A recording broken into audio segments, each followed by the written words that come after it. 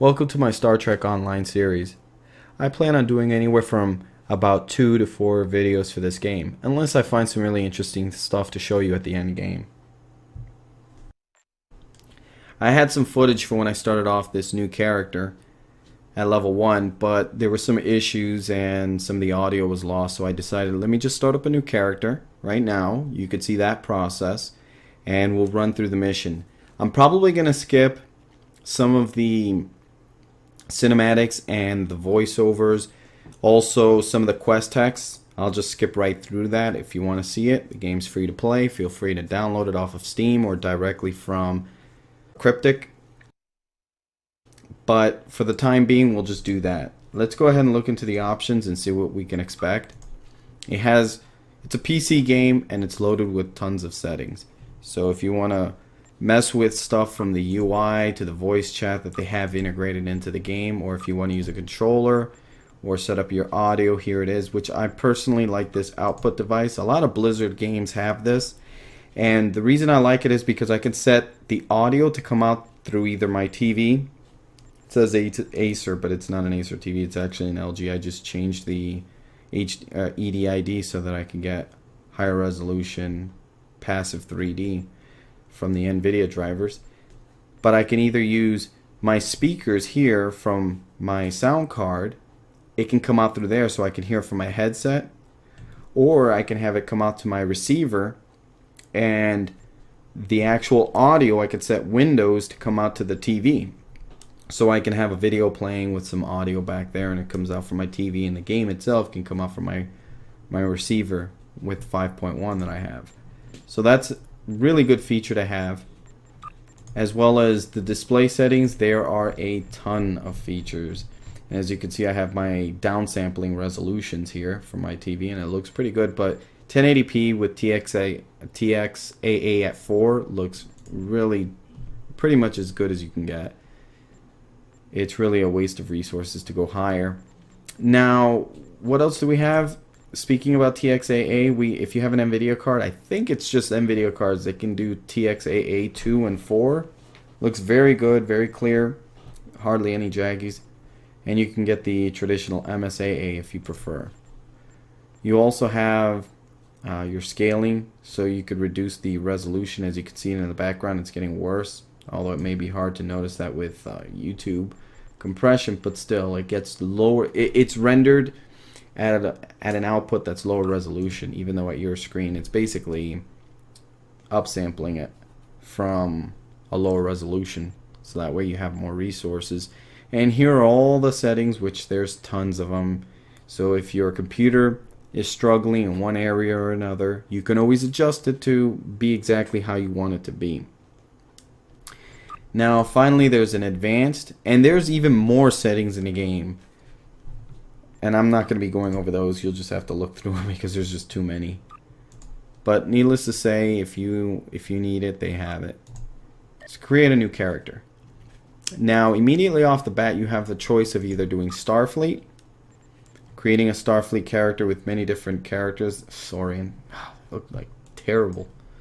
But Romulan is the new one that they added last year, I believe, with Legacy of Romulus or something like that. And then the Klingons is another race you could do. Now they're more PvP oriented, and they don't have a lot of their quest lines fully developed, and it's a problem that a lot of Klingon players complain about. So if you go with Klingon, make sure you're ready to do a lot of PvP and that you're okay with a lot of the story content and not being completed.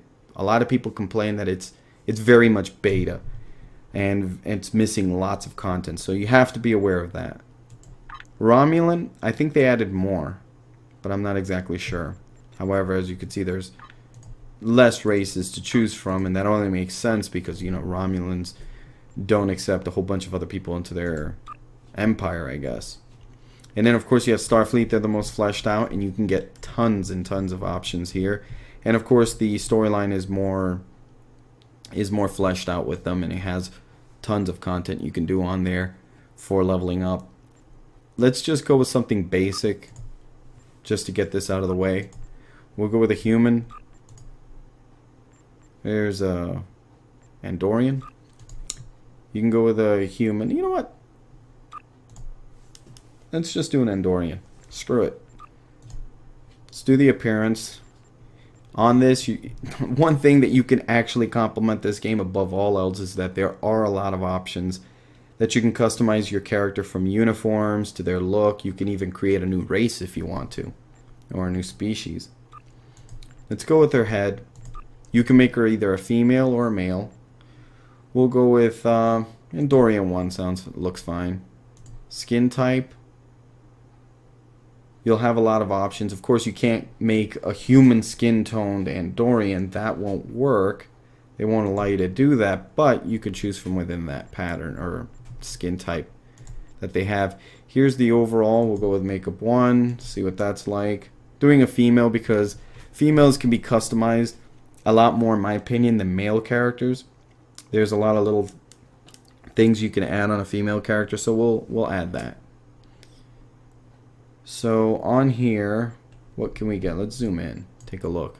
I'm going to try to run through this as quickly as possible, going over some of the features, but you'll get a general gist of it. Base complexion, let's do number 2. Forehead, I'm not going to do too much in this detail. The eyes are fine. Go with narrow, that's just freaky, so we'll avoid that. Eyes, let's go with green. They match. You know, having blue on blue on blue, just, that doesn't look right. Let's go with a lighter green. There we go. Hairstyle, well, there's a lot of options here. And they do give you base. There are a lot of items that you need to buy, but they do give you quite a selection to start off with. Like, all this is free. This comes with you. Whew. Saw that? That was a terrible flat top. I don't know why, for some reason that kind of matches an Andorian. But let's keep on going. Let's make her hair short. Let's make her all sassy. Let's do one of these. They look like alien enough. Now shall we do 1, 2, let's just pick that one. And let's change the hair color. Make it a little bit more purplish. And then again, I generally take a lot of time to pick the looks of the character. However, with this, I'm just rushing through a little bit. And the antennas, you can have the different options here. Let's do that one. I like that one the most. I'm not going to really work with her looks other than her neck bulk. Shrink that down a bit. Her face looks fine enough. Let's just roll with that. But you can customize a lot of it. All these sliders, like for instance, you look to the side and you're like, I don't like her mouth protrusion. Let's bring it back a little bit. There you go. Lips fullness. You're like, hey, I want her lips nice and full. There you go. You could do something like that. But you're like, well, you know what? I kind of want it a little bit more narrow. There you go. You can work with that. And even the mouth height. So if you've worked with any of this in other games, you're right at home and you're going to have a lot of options to choose from. With that said, that's fine enough. Let's continue. Now, I personally like running with Star Trek The Next Generation uniforms. And I bought the collector's edition a few years back for like $5 off of Best Buy. And it came with the Deep Space Nine as well as the Next Generation film, or not film, series. The Next Generation film, season 1, and Admiral, those are actually given away a few days ago, last weekend. Each day they were handing them out. You just needed to claim them from the store. So let's go with Next Generation Simple. And what is this character class going to be? You know, I think that's science. Let's go back real quick. Yep. Let's go ahead and select engineering. And then let's go back to the appearance. Go to the uniform. And as you notice, the engineering, their operations there with the yellow color. So we'll pick that up and go back to the uniform. And go back up here. Select this to be black. Oh, and by the way, I did skip over this one tab. You can create your character in many different shapes and sizes. So if you want to create your character to be a giant, you can do exactly that. Or if you want them to be smaller. You get more options when you select a custom alien race. If you select one of the templates like Bajoran, Vulcan, Human, you have to work within a certain guidelines. They give you these thresholds, so you can't go really crazy with it. I should probably show you that, but on another video. I really don't want to go through those options right now. However, you can do exactly that if you wish. Andorians are generally taller race of people, or at least it seems that way, the females. So let's go with 6'1". And then if you want to, one of the things I like to do is go straight to white and then pick the leggings to be white as well. That way you could see the proportions of the body easier. If you're black, it just blends in and it's very hard to see. Then from there, you can change your appearance of, or the shapes and sizes of your body. So yes, they have the bust size. If you prefer to go with a larger one, then yes, you can go with that. You know what? Let's do it. Let's select something more reasonable. You know what? Even if you make them as small as you can, it's still pretty out there. It's like, hey, here I am. But here's the shoulder bulk. You can go with that. And your torso makes it wider. A little bit wider is fine. Shoulder width. One thing, when you're making a female character, I personally like to go with a little bit more shoulder width, because when they're running and stuff, I don't know, it's like if it squeezes in and it looks like this tiny little shoulder. It's kind of horrible. Torso length, you can select that to be however you want. Let's look at it from the front. There we go. Stomach size, let's make it small. She's fit. Arm lengths, arm bulk. I don't like them too thin because it just looks weird. And hands bulk, again, you could work with that if that matters to you. Hand size, let's make it a little smaller, but not too much. Finger length, same thing. Now here, independent, you can make your character taller than they seem by working with the leg length. It does not adjust your height, but your character will be taller or shorter. So it gives you a little bit more granular control there. If you want to be 6'1", or if you want to just adjust it a little bit, you can. We'll make her a little bit taller. Hip size, that's really, you know, that's her ass slider. How else can you put it? Let's put that up there. Feet thickness, let's lower that. And finally, the leg bulk. We'll make it stronger. Make her fit. Feet size, make it a bit smaller. And screw it, let's make that a little bigger. Now finally we have the uniform. We'll move on, and we have the upper body. We're going to do the Next Generation series, my personal favorite.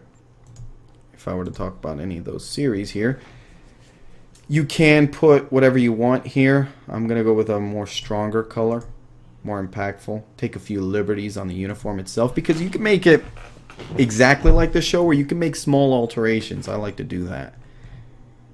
Here, just for visible. Now here, there's a little trick I learned here on this badge. If you want to make the colors different, especially like in the middle portion, if you select the Next Generation series, hit cancel on that, and you make it like this, you select your colors, and then you select this to be this color, and then you switch back to, let's see, motion picture, you'll get that little color in the background there. Try to do it independently, but as you can see, it only gives you one. But if you switch there and you do it that way, then you get that color in the background. And I think that's pretty cool. Keeps it looking like the original series. They do have the series, but it cuts into their chest and it just looks stupid, which is a shame because I like the Next Generation one the most. Finally, you can go for the, not badge, the rank. Right now it's an ensign, and there's the pib right there. You could make that like in the show, that color. Finally, hands, I like to go with gloves, padded, and bring that here. Bring this to the color of her operations. You'll see a light outlining there. And then finally, the leggings, leave them the way they are. The belt, let's take that off. And let's go with TNG split bottom. And again, let's go with the black color. But instead of going all black in the bottom, like in the show, we'll take a little bit of liberty with it. And what we'll do is, we'll make the top of the shoe that color, while we make the black one on the bottom, like the sole of it, it'll be black. While the top of it will reflect her, you know, her position, her status, operations. Okay, so we have that.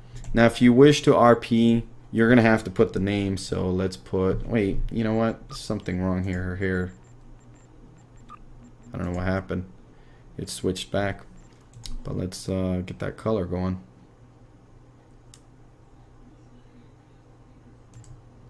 There we go. And finally, let's set up her hairstyle again. I don't know what happened. It just lost control there. Okay.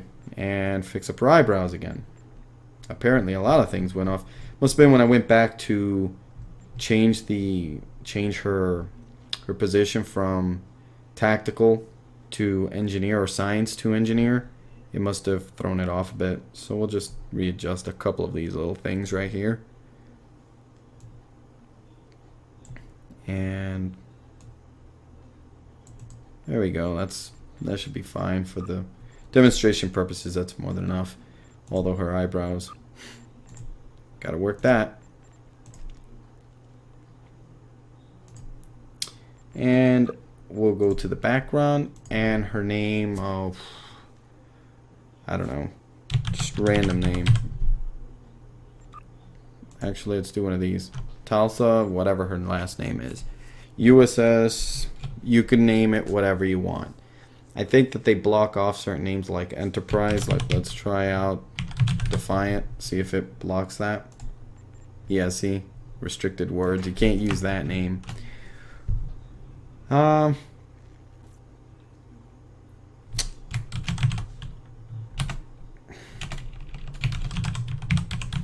Let's see if they block this one.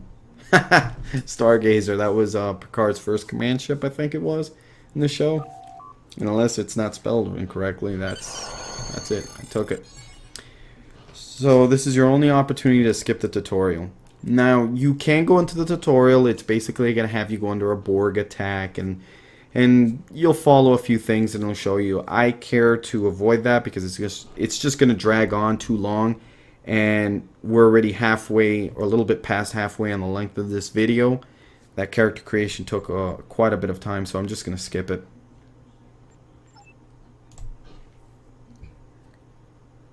Again, the game's free to play, so if you're interested in picking it up, there you go. So now here's your character. So you can see, this is going to be Starfleet Academy if you decide to skip. I think even if you don't, it'll bring you here. But certain events will happen in this area. For instance, they'll have this event where they want you to scan these one little anomalies, and those scans will enable you to, after collecting a certain amount of, doing like this little mini game, you'll collect a certain amount of resources, and then you'll take it back to this guy and turn it in, and you can claim science officers or officers and stuff like that for your ship. But let's talk to the commandant here in Herthel at Starfleet Academy. We'll probably get our first mission. By the way, if you have any questions on the game, if you really want to know about some support or what's new, what's changed and things like that, or you need to support it, send a ticket, just click this question mark right over here. Works great. Like, if you want to know what's new in this season, they'll explain it to you. And you can go back to the previous ones as well. So do take a look at that. It's pretty interesting. So we'll talk to this guy. Like I said, I'm skipping all this. Boom, there you go. Leveled up. There are a lot of resources in this game, a lot of currencies. Dilithium is something that you can be rewarded or even mine in this game. Every single day you could refine up to 8,000. That can be used if you come over here to the exchange. First off, you could use it to buy some special items and boxes and things like this that you could reclaim with it, as well as ships in the game that you would normally buy or earn while leveling up. However, you can also go to the exchange and either you can buy it with Zen that you could buy from the store, and if you want to take a look at the prices, here they are. 500 Zen's $5, and it goes all the way up to $200 for 20,000 Zen. And that you use to buy stuff in the actual game itself. You'll use it to buy ships and bridge officers and services and things like that. But with dilithium, you earn that through the game, through actually playing the game. Now, once you actually acquire some of it, you could either buy it through Zen if you're desperate for it, but you can also save it up and sell Zen or dilithium and get Zen. And with that, you can actually buy in-game store items that would normally cost you real-world cash. Now, there will be a grind. Don't think you're going to just go in there and buy yourself, collect a bunch of dilithium. Again, there's only a cap of 8,000 per day. However, I don't know if it'll let me because I don't have it. But if I want to buy some Zen, let's go at this price. Yeah, it's not going to let me. There you go. 8,000 dilithium that you mine and sell, you'll get 44 Zen. So if you're willing to do that every single day, or save up and then eventually sell it in bulk, you can get enough to buy yourself ships and stuff from the store. But the main items that are actually the best are stuff you have to get through guilds, and reputations, which are kind of annoying. So I don't like having to sometimes be in a guild. I mean, I do, but I just don't like joining just any. So it really depends on how you like to play the game. Anyway, let's go over here and get a rifle and a kit from the supply locker. It's all the way back here. Again, this is like Starfleet Academy. You're starting off as an ensign. You basically just take over for the ship. There you go, free starship modification, and you get a Federation starter equipment and congratulations, Lieutenant. Pick that up. Now we're level 2. Let's go into inventory. Let's adjust this. There we go. As you level up, you get more slots as well, and then you can buy more with Zen. Federation ground equipment, open that up, and some space equipment, we'll open that up. Now, your character, if you press U, you'll open up this menu right here. You'll want to put your kit. Excuse me, I got this too. You receive the following starter gear. Okay, next. And following starter gear. Okay, fantastic. So we'll put this new rifle on my character. Yes, add it on there. This is the ship you start off with. Interesting little side note. On the ships, you can actually customize them a bit. If you talk to, I'll show you later on, an individual that allows you to customize ships, you can change like pylons and stuff and move it around to different presets that exist out there. But let's upgrade our current weapons. But before I do, let's go over some of the stuff that you're seeing here. The 4 weapons are here. This is where, of course, your front weapons fire. Your deflector dish affects your system's different abilities, like, for instance, this increases your starship sensors, your inertial dampers, and on the below that, they give you a description of exactly what they do.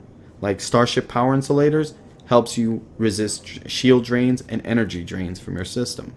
However, if you don't find that line of deflector dish to be of value to you, you could switch on over to other ones that you can either find, buy, or craft in the game, which is the Neutrino Deflector Array Mark II that they give you with the starter pack. It's pretty good because, you know, it's an upgrade. However, there are other ones that help your ship to have stronger shields, stronger hull. Those are the ones I prefer. But let's pop that in there. For a science vessel, that's actually very good. Now we'll put some more beams in the front there, and we'll put another beam in the back. Actually, you know what? Let's go ahead and put a torpedo right over here. And we'll put in the new engine. That's the wrong slot. It'll tell you when you pick it up, you can either double click it and get it installed, or you can drag and drop if there's more than one item in a slot you need. This one increases your phaser damage. These are your modification. Generally, modification tactical councils will increase your damage output of the type of weapon you have. There's consoles that you can get that'll increase your plasma damage. That would be useless to a phaser. And so there's that kind of a granular control over it. So if you have phasers, you obviously want to collect these, but the highest end ones in the game cost quite a few energy credits, which is the main currency that you'll earn through the game. We'll put this in here. And that's about it. These other things you could just discard them, they're useless. And you can't make any money off of them. You don't have any other ships to apply them to, so. And even if you did, you would really get a better components or the equivalent. Okay, now as for your character. Later on you get officers and you can equip them from here, but for now, let's just ignore that. We'll go ahead and put this weapon, set it off to the side for when we get an officer. We'll put this over our body armor. Now, interestingly enough, every single time you unlock one of these and use it, you can later go on and go to a tailor, talk to him, and change your uniform, and you'll have looks that you've unlocked for equipping these various body armors. And so, I don't know if it's level based or if it's based on specifically you reaching this tiering and putting it on. But whatever the case is, you unlock them, and you'll be able to customize it and add it to your look. I like to leave the Starfleet look, so let's just leave it the way it is for now. No personal shield. Actually, there is a kit. But we need to become Lieutenant Commander first. So again, we'll set it off to the side. This item you would place, like for an engineer, you would place that in this slot. And then from there, you would place a modification or a module into that. It will give you a few more slots here, and you'll drop that in there. And there's various things like quantum torpedoes. If you're an engineer, you'll be able to put down quantum torpedoes or phaser turrets or transphasic bombs that you can touch off later and detonate, or chronoton mines that you can place around, and as enemies come running over them, they just detonate, and it does some amazing damage. Cuts 50% of its damage right through the shield of the enemy. It's fantastic. You can also create, like this, seeker drones. You have enough seeker drones running out and about along with turrets and chronoton mines. Oh, you're a force to be reckoned with. This is where your research materials will go for your crafting, but again, we'll get into that later. Alright, so let's go and find a first officer to join our crew. We'll have to read that because I don't know where to go. Oh, there we go. We just need to hail Starfleet.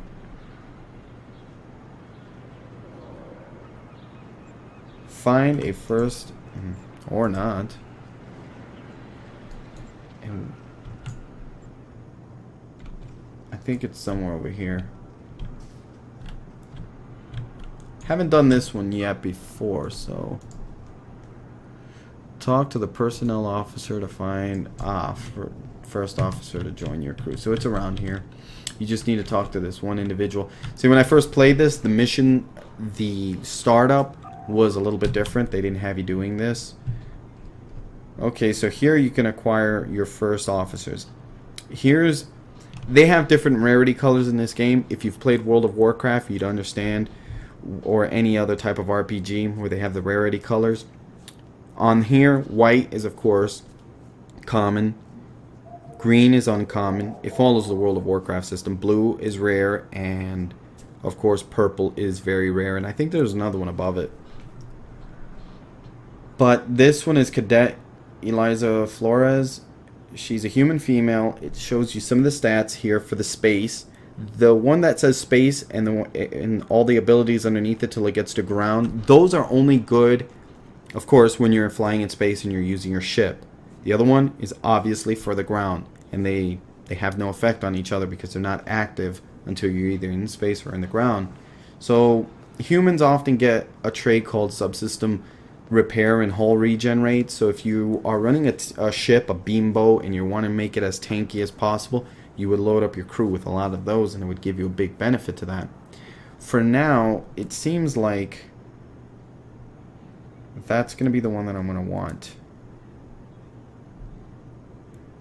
I could go with one of these. Oh, yes. And she has a medical tricorder 1 to heal me when we're on the ground.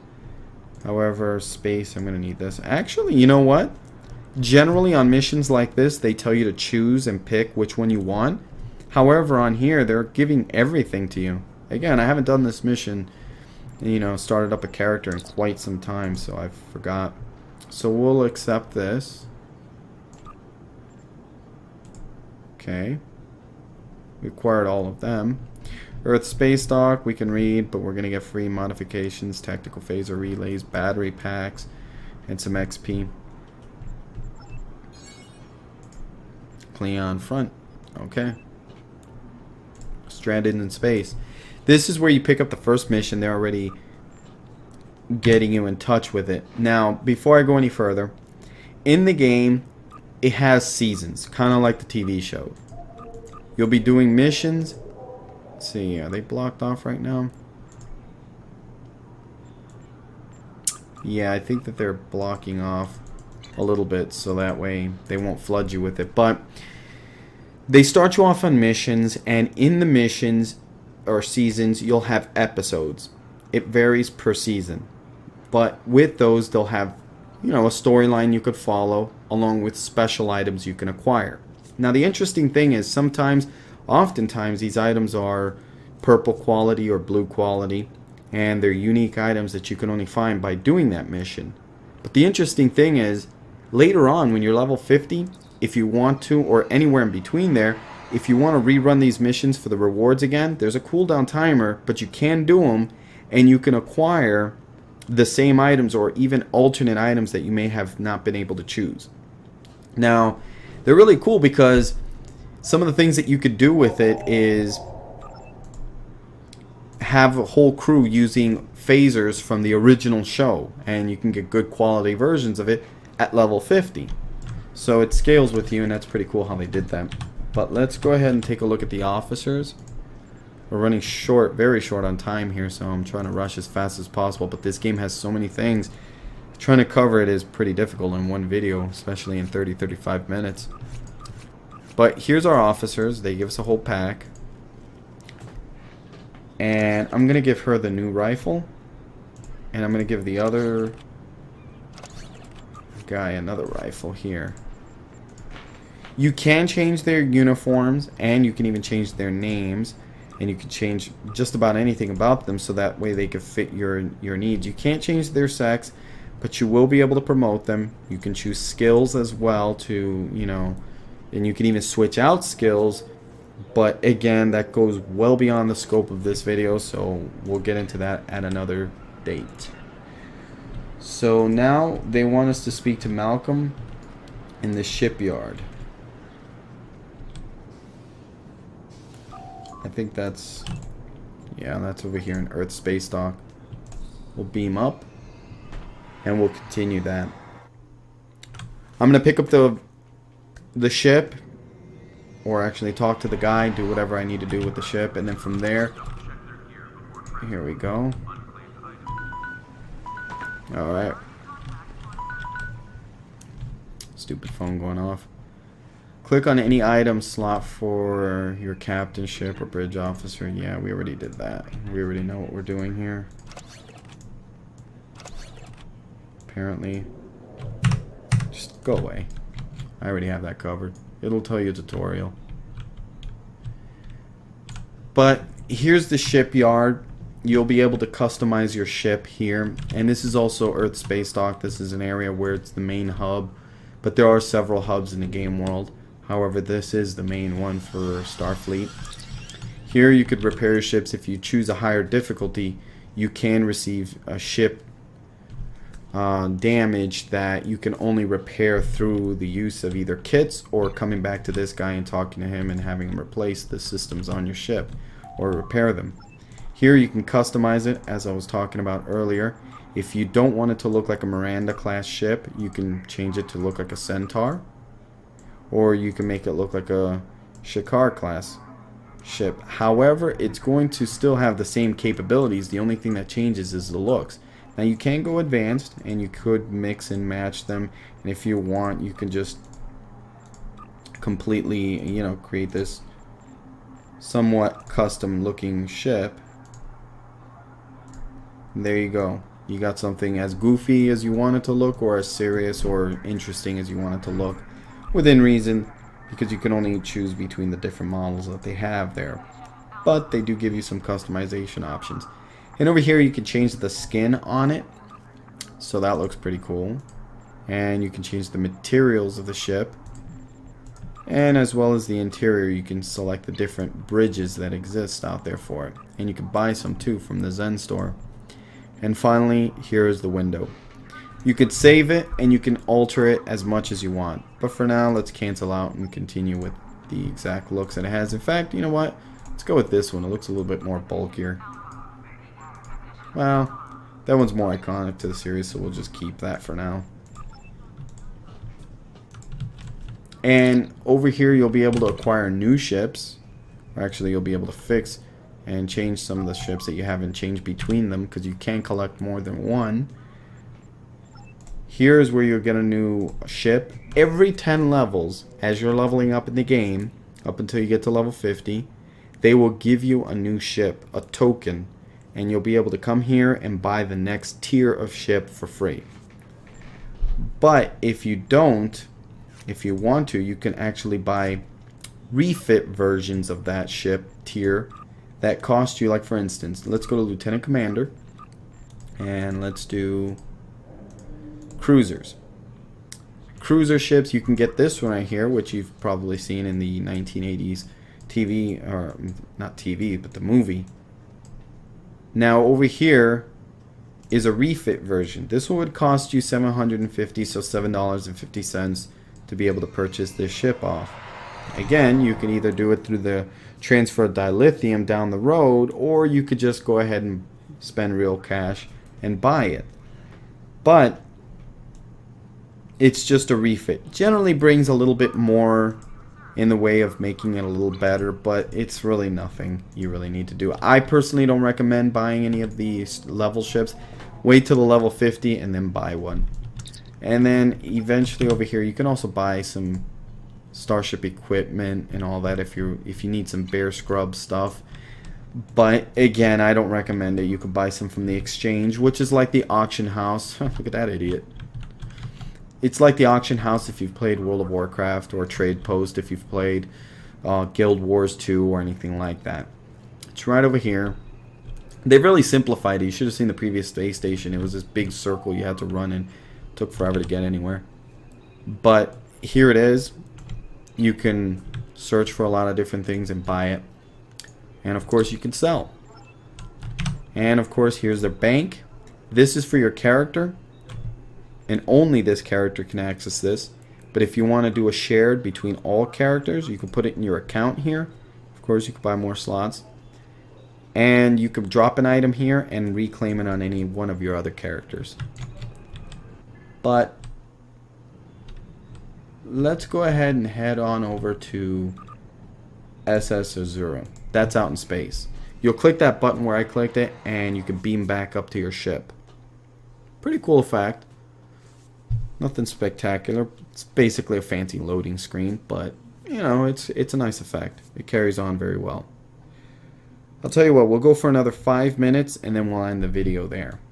As you can see, there's some of the ships that players have. Look at the size of them. You'll be acquiring some of those as you level up. But for now, let's leave the system. So we'll click that up there, depart.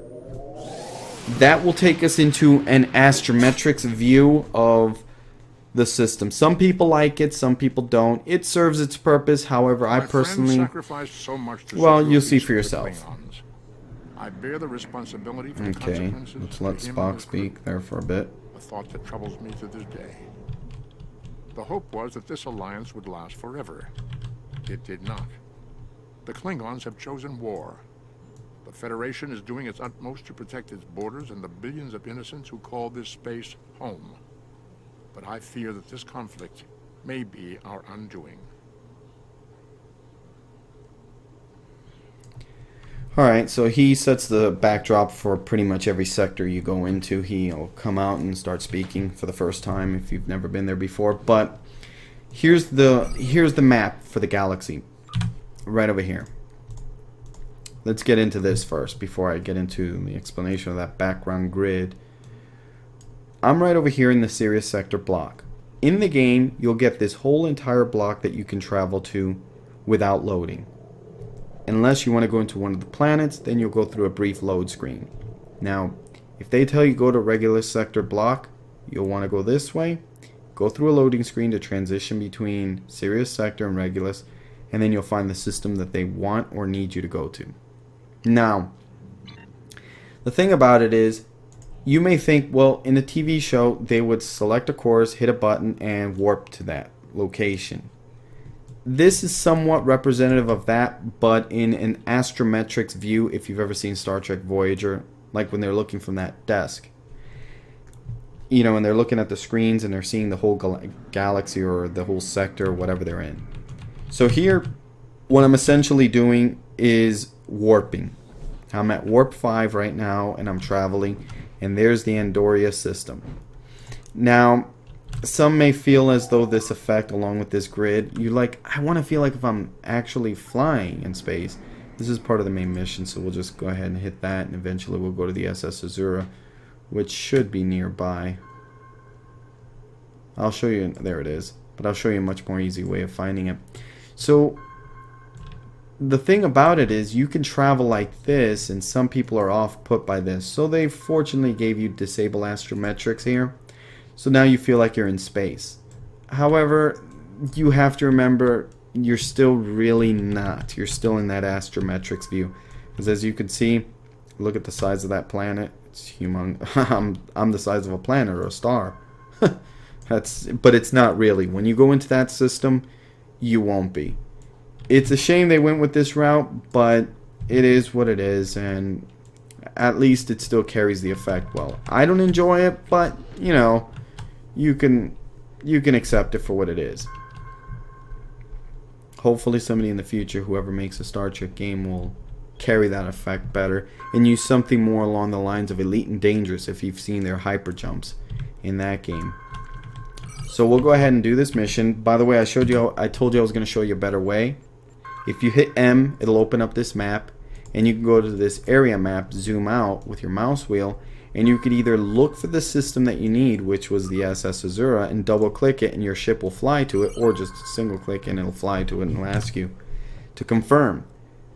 But if you want to find it even faster, like they're telling you to go to the Lackey system, well, if you have to look through here, okay, let's find Lackey system. You have to look through each and every single one. That can get annoying after a while. So instead, hit system list.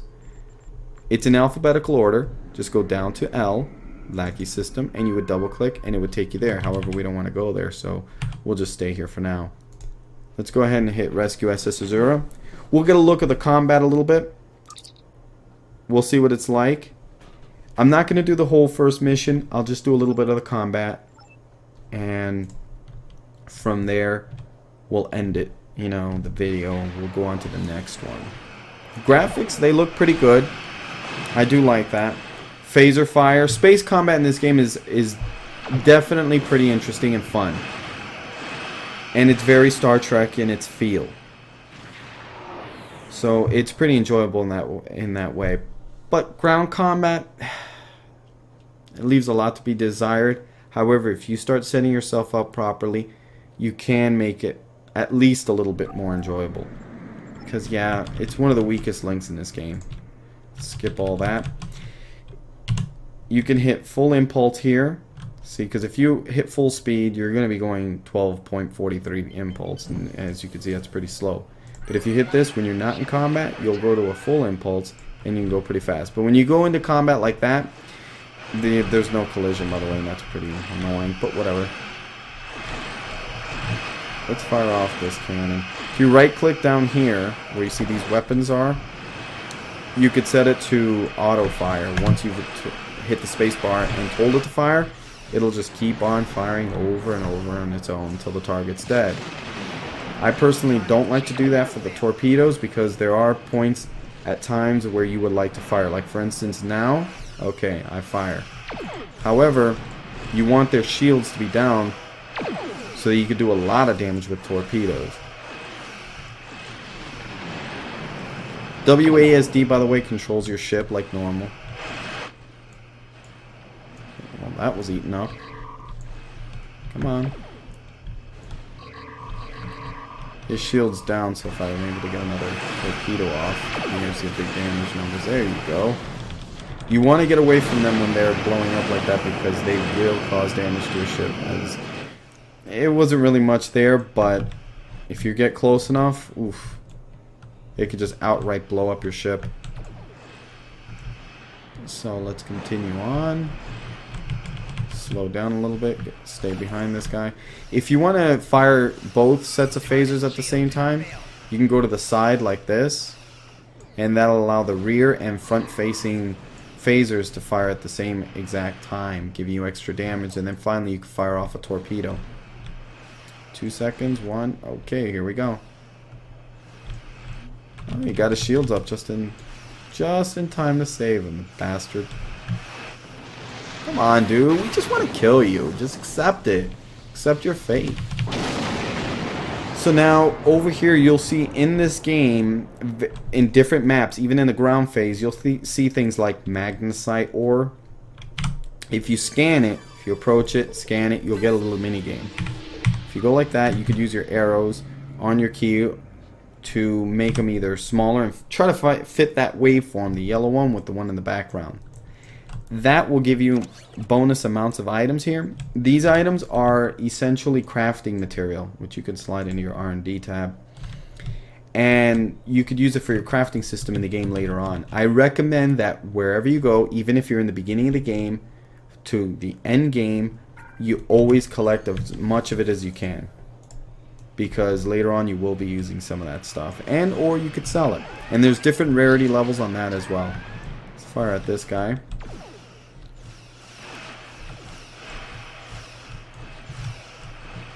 Try to break them shields. Now what's this ability?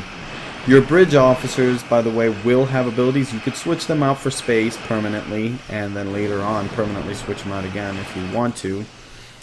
But, and when I say permanent, I mean you teach them a new ability, and then from there, they're able to use that ability in space, and the previous skill that you're replacing is lost until you retrain them with it again. But generally, when you have a bridge officer setup, you'll keep the exact setup until you're ready to change ships or ship types, which could be pretty uncommon. You know, it's not something you're going to be doing constantly every day. Okay, what do we have here? Torpedo high yield or attack team 1? Alright, torpedo high yield 1. You could deal heavy damage on your next torpedo attack. So let's break down his shield a little bit. Get rid of it. Come on. Anyway, screw it. Let's fire it off. Always get messages at the wrong time. There we go. Boom. Massive damage. He was buffed up from that attack. And if you, let's say my shields were all messed up, I would hit this and it would regenerate them. Finally, the science, they get tachyon beams. They drain the shields of the enemy. And if you need to see the arc of wherever things are facing at, you can just hover over it and it'll show you there. Let's contact this individual. Away team ready. You'll be able to choose who you want right here. So as you get more bridge officers, you can pick who you want in your team. We'll just stay with whatever they already have assigned. You can even do it where you could set it up in a menu that they're already positioned where you need them to be. Loading screens can vary. It depends on if you've been to that area before. Sometimes they've updated it and you may have to re-download an area for a few brief seconds or like a minute or two. Whenever you see it like this, right here it indicates 1%, 2%, stuff like that. However, generally it gets to around 2 or 3 and then it just shoots on up real fast. But yeah, we'll take a look at the ground phase just a few seconds and then we'll be ending the video there because it's already coming well above my time frame that I had set. It's at 40 minutes. What was this stupidity? What the hell was that? Come on, man. Do I need to bust you down? Alright. Let's take a look. Click this. Let's beam on out. You won't have to do this every single time you're going to beam over to another ship. This is just something they're doing since it's the first star and it's the game, you know, presentation purposes. Yeah, shut up. Stop the plasma leaks and everything. You'll look for some enemies. The missions are very straightforward. They have some stuff here that they want you to do, and they'll tell you exactly what it is. In order to get through that, you need to shut down the plasma leaks by pressing these consoles. And now you can go through. Here's an enemy. There we go. You can go RPG mode or you can go direct fire, but it's generally just best to stay in this view.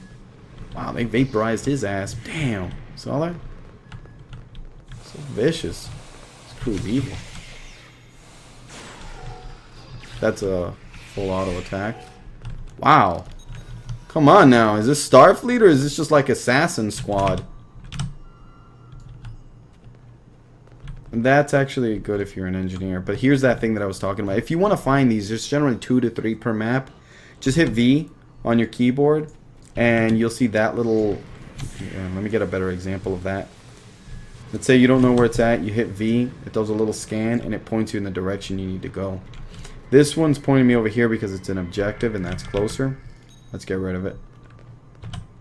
But there, it says 2 anomalies, and you see how it's pointed in that direction now? Now you could just scan it. You can either just pick it up and skip the minigame, but you'll get less items. There you go. Simple as that. Now you get Thoron particles. Those you'll be consuming a lot.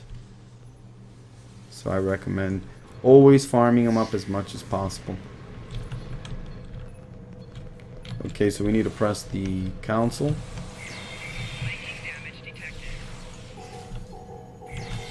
Perfect. Phew. You start leaving some remains behind this time. Alright, we got that.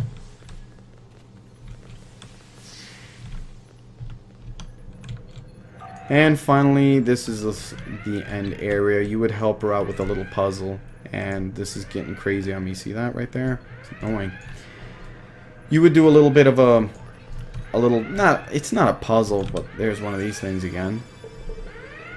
But you would do a class-specific action in this area. It's very simple. They're just trying to teach you, hey, take a look. Different classes and different missions can do different approach problems differently. Anyway, we're gonna leave the video off here now because we've come to the maximum amount of time I want to leave this video run for. By the way, I'm gonna be doing a Destiny video later on today.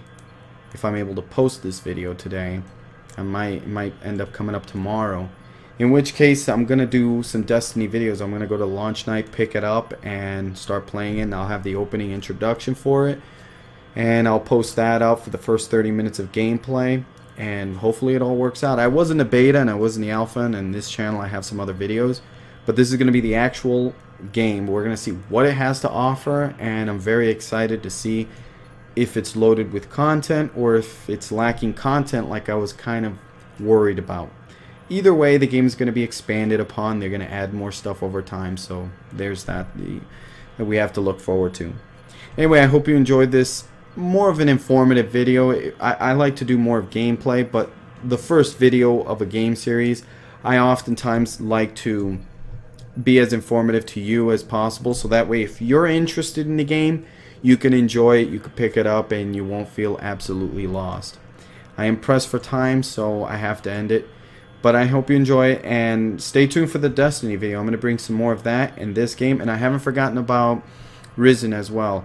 I'm still working on that one. I hope you enjoy. See you next time.